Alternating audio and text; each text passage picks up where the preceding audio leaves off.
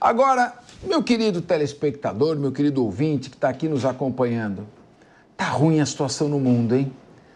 Guerra Rússia-Ucrânia. Eu sei que morreram aí mais de 600 mil soldados ucranianos e provavelmente uns 200 mil soldados russos, pelo menos, nessa guerra. Fora outras casualidades, enfim.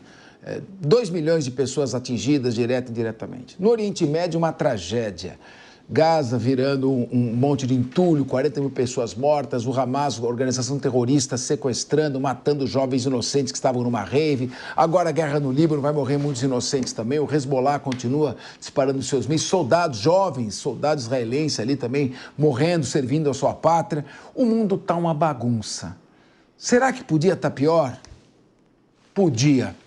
O Ministério da Defesa da China anunciou o lançamento de manobras militares em torno da ilha de Taiwan. Luca Bassani tem as informações direto da Europa, provavelmente Munique. Muito boa noite, Luca Bassani. Aí são 20 horas e 40 minutos. Como o governo taiwanês se manifestou? Eu já ouvi dizer o seguinte: os Estados Unidos rugem, a China espera. Queria te ouvir. Exatamente, Capês. Boa tarde a você, a todos que nos acompanham nessa segunda-feira. Mais um momento de tensão na região da Ásia-Pacífico após exercícios militares tanto da aeronáutica como também da marinha chinesa ao entorno da ilha de Taiwan, essa localidade tão importante para todo mundo pela sua produção econômica de semicondutores e microchips. Na ilha de Taiwan, com 23 milhões de pessoas, nós temos lá, a partir da década de 90, principalmente uma democracia florescendo e, ao mesmo tempo, uma aproximação cada vez mais evidente com o Ocidente, o que antagoniza diretamente com a China. Ao mesmo tempo, é importante mencionar, Capês, que dentro da democracia taiwanesa nós temos dois movimentos políticos. O movimento azul, assim chamado, aqueles que seguem o Kuomintang, o partido histórico de Chiang Kai-shek, que fundou a República da China, assim chamado Taiwan, pelos próprios taiwaneses, e que pensa numa possível união com a China, né? Sendo que o modelo taiwanês seria imposto sobre Pequim, aquilo que sabemos que é bastante utópico. E como segundo movimento, o movimento verde, que são aqueles que querem que Taiwan se estabeleça como uma nação soberana, independente perante todo mundo, coexistindo com a China popular, né, com a República Popular da China, de maneira separada. Atualmente, nós temos um presidente do movimento verde, ou seja, que ele fala contra Pequim e quer cada vez mais que Taiwan participe das instituições internacionais, deixando bastante claro em seu discurso, o presidente Lai Ching-te, que nem Pequim é subordinado a Taipei, nem Taipei subordinado a Pequim. E, obviamente, que nós sabemos que a China responderia a essas falas da última semana com exercícios militares, assim como aconteceu.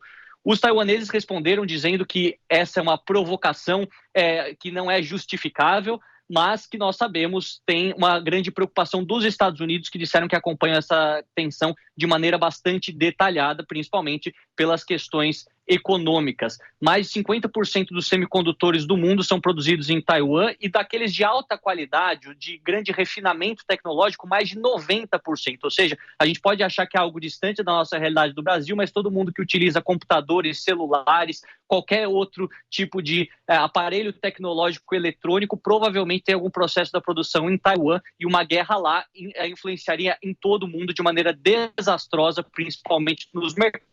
Por isso que a gente está de olho naquilo que acontece por lá também. Ô Luca Bassani, essa questão da disputa entre a China continental e a China insular, Taiwan era a ilha de Formosa, né? Ou chamada de Taiwan. Começou lá logo depois da Segunda Guerra Mundial, se não me engano, em 1949, o Mao Tse-tung com o Chiang Kai-shek, que era uma guerra civil, e o Chiang Kai-shek perdeu a guerra, foi se alojar ali nesta ilha com apoio dos Estados Unidos. Os Estados Unidos têm uma posição muito cínica com relação a isso, né? Ela reconhece a soberania da China sobre Taiwan, mas Taiwan tem direito ao seu próprio governo, à sua independência, à sua autonomia.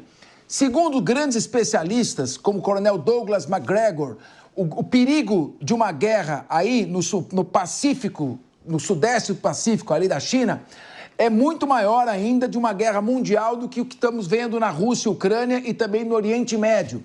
E a China parece que se prepara aí. Fala um pouquinho sobre isso.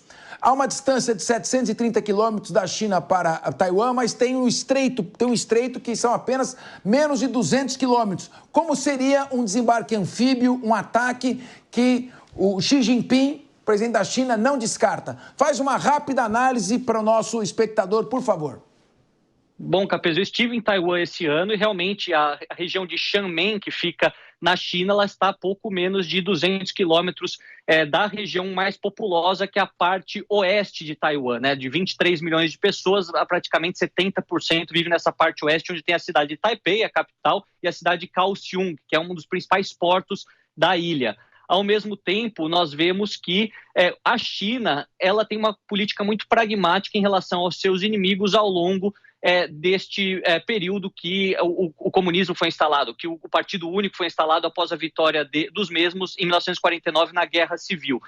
Foram poucos os conflitos militares com a participação chinesa direta. Primeiro, teve a participação na Guerra da Coreia, com alguns ativos militares à Coreia do Norte, quando invadiram a Coreia do Sul, isso em 1950. Naquele momento, a China e a União Soviética atuando conjuntamente. E depois, na Guerra do Vietnã, também a China participou pontualmente. Mas de maneira, de uma escala como essa que a gente prevê que possa acontecer com Taiwan, isso nunca aconteceu. Os chineses sempre tentaram subjugar os seus vizinhos, os seus territórios mais independentistas, assim podemos dizer, revolucionários, o Tibete, entre tantos outros, com um sufocamento político e um sufocamento econômico, algo que em Taiwan não se consegue fazer de forma tão fácil como fez com Hong Kong, como fez com o Tibete, por conta de Taiwan ser uma ilha muito próspera e ter aliados muito prósperos também, que envolvem os Estados Unidos, o Japão, a Coreia do Sul.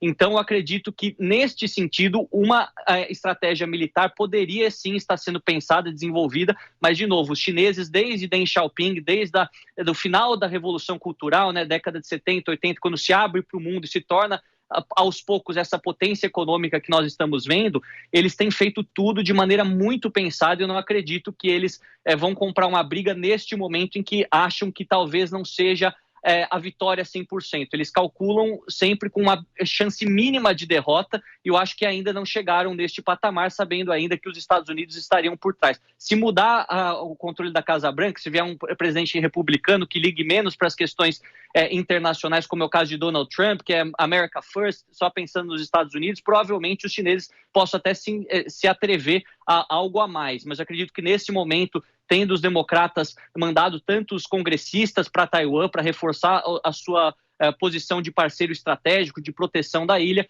acredito que isso não seja escolhido neste momento, mas lembrando que a geopolítica é uma ciência humana e ela é muito dinâmica e isso pode mudar em 3, 4 anos, em alguns meses, a exemplo daquilo que aconteceu na Ucrânia, que acontece agora em Israel, no Líbano, na faixa de Gaza, então a gente não pode dar nada como 100% de seguro. Ô Luca Bassani, o que a gente tem que considerar é que os Estados Unidos possuem diversas bases militares, o maior número de bases militares é ali no Pacífico Sul. E você tem a Austrália sendo armada pelos Estados Unidos, Coreia do Sul armada pelos Estados Unidos, Japão armado pelos Estados Unidos, mais as bases norte-americanas, as parcerias também com a Grã-Bretanha, que possui algumas ilhas ali próximo no local. E do outro lado você tem uma Coreia do Norte nuclear, uma China caminhando para se aproximar dos Estados Unidos como a maior economia do mundo e uma Rússia armada até os dentes e aperfeiçoada com a guerra da Ucrânia, mais o Irã.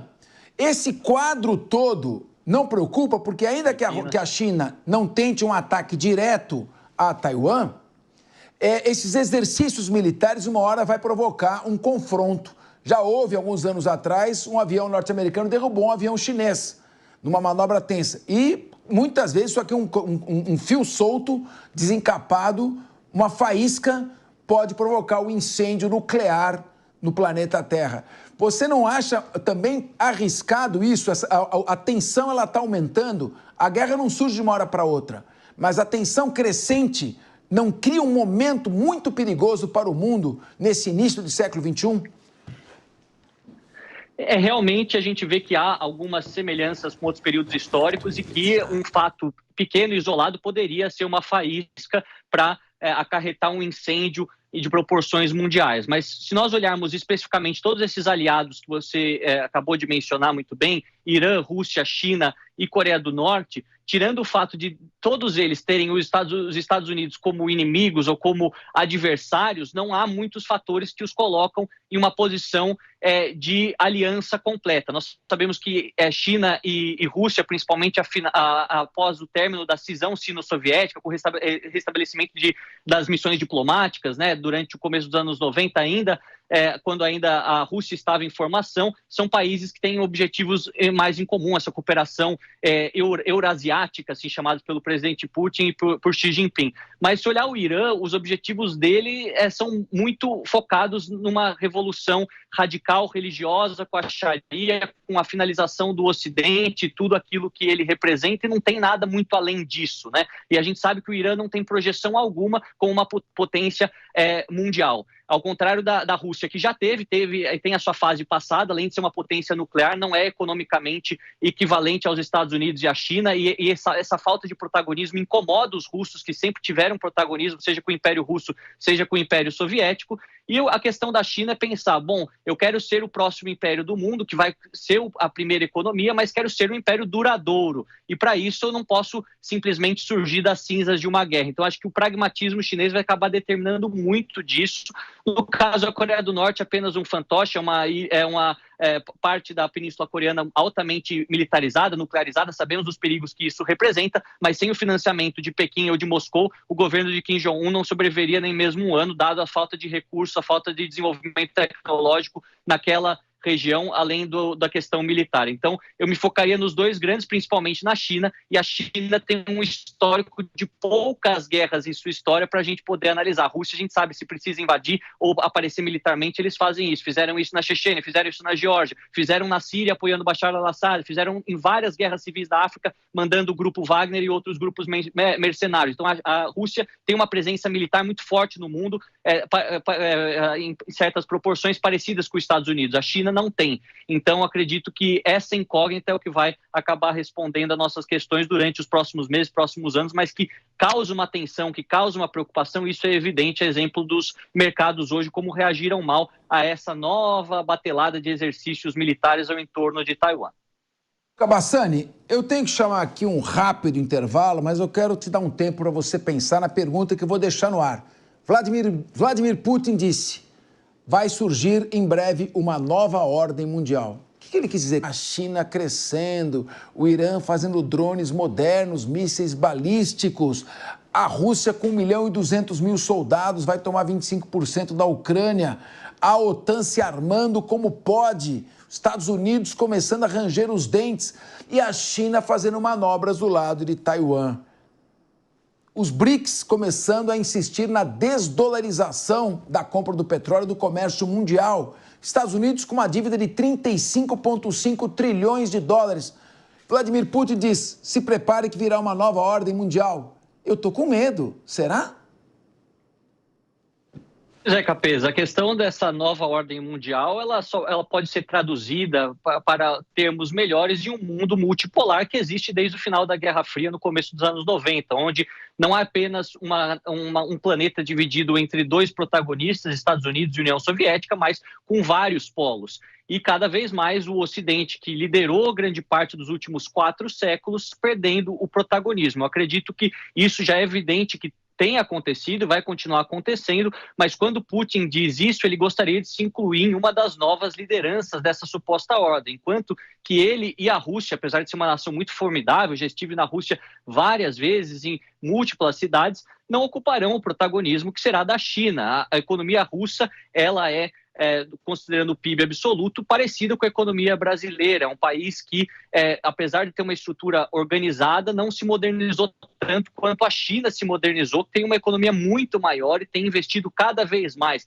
Apesar de ser uma potência militar, e a Rússia continuará sendo, por ser uma das maiores nações nucleares do mundo, do aspecto social e econômico e também da sua influência política, além do militarismo, não tem tanta importância, não terá tanta importância nos próximos 50 anos como tem a China, que vai só crescer nesse aspecto. Os Estados Unidos ainda é o líder nesse aspecto, principalmente no aspecto militar, com certeza continuará sendo pelos próximos 15 anos, mas tende a perder cada vez mais espaço. Isso a gente visto, assim como os países europeus, que por serem pequenos, não terem mais as suas colônias, precisaram criar a União Europeia para ter uma voz em conjunto, e isso acabou dando certo, considerando que a União Europeia, juntando todos os países, tem o segundo maior PIB do mundo, só um pouco acima da China, né? Será ultrapassado pela China também. Então, eu acho que é importante observar isso, mas sabendo que é a substituição de um império pelo outro, não é uma grande mudança. Os BRICS são importantes porque tem a China e tem a Índia, são duas potências populacionais, mais de 1 bilhão e 400 em cada um deles, e PIBs muito grandes. Se a gente for considerar a Etiópia, que entrou agora, o Egito, até mesmo o Brasil, eles se sentam em outra mesa, não querendo menosprezar, mas olhando os fatos como são, no aspecto econômico e militar, o Brasil não está na mesma mesa que a China e que a Rússia, ou também não estará no mesmo patamar econômico que a China e que a Índia daqui os próximos 20 anos. Então é importante a gente saber que é apenas a troca de liderança do que foi o Império Turco-Otomano, o Império Português, o Império Holandês, o Império Britânico, o Império Americano e agora, futuramente, o Império Chinês. Luca Bassani, nós temos 1 minuto para acabar o programa, mas eu tenho que te perguntar e confiar no seu poder de síntese. Kamala Harris ou Donald Trump, muda alguma coisa no tratamento com a China? Muda completamente. O Donald Trump já avisou que vai colocar muitas tarifas, muitos impostos a mais sobre produtos não produzidos por empresas americanas. Isso tende a reacender essa guerra comercial entre Estados Unidos e China, assim como teve durante seu último mandato. A postura da Kamala Harris, caso vença, tende a ser mais pragmática e de uma boa amizade, pelo menos aparentemente, como Muito bem. Olha, infelizmente, tivemos a resposta aqui. Muda muito, o Trump vai ser mais duro com a China do que a Kamala Harris. É aquele negócio, a direita decidida e a esquerda sempre evasiva. Vamos encerrando o programa de hoje. Eu agradeço a audiência e agora vocês ficam com o 3 em 1 com meu amigo Evandro Cini. Bom programa, Evandro Cini. Valeu, Fernando Capês. Um abraço a vocês aí todos do Linha de Frente.